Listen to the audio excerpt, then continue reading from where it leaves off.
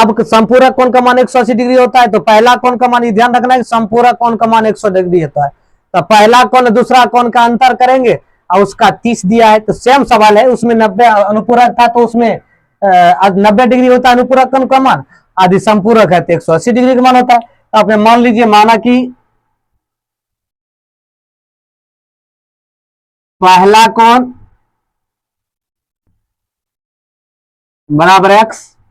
तथा दूसरा कोण बराबर 180 या माइनस x, क्या है कि संपूरक कोण का मान 180 होता है, तो उसमें क्या करेंगे, पहला कोण का मान घटा देंगे। अब कहता है दोनों का अंतर 30 है भाई, तो प्रश्न से लिख लीजिए,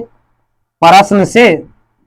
अब देखिए x तो x लिखेगा, इसका अंतर है तो 180 माइनस x बराबर अंतर कितना दिया है, 30 दिया है, 30 डिग्री है तो 30 डिग्री लिख दिए। अब देखो x plus minus minus 180 minus minus plus x बराबर हो गया 30, ये निकल गया 30 डिग्री निकल गया। अब देखो इसको क्या 30 डिग्री है, अब इसको क्या करेंगे x प्लस x 2x कर लेंगे, बराबर ये माइनस में इधर आएगा तो ये 30 तो प्लस में 30 डिग्री है, ये जाएगा तो 180 डिग्री प्लस में आ जाएगा, तो टोटल आ गया 2x बराबर आ गया 210 डिग्री 210।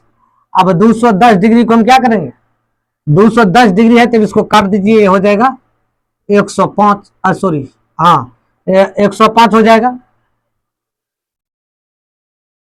अब x बराबर कितना हो गया 105, यानी पहला कोण का मान कितना आ गया 105। अब क्या करना है, दूसरा कोण का मान निकालना है, तो दूसरा कोण का मान निकालोगे, दूसरा कोण बराबर क्या लिखे ना 180 डिग्री माइनस एक्स, तो 180 लिख लीजिए माइनस एक्स। अब देखिए 180 माइनस एक्स का मान कितना निकला 105, तो 105 भाई लिख दीजिए, बराबर आ जाएगा 75, यानी पहला कोण का मान 105 डिग्री और दूसरा कोण का मान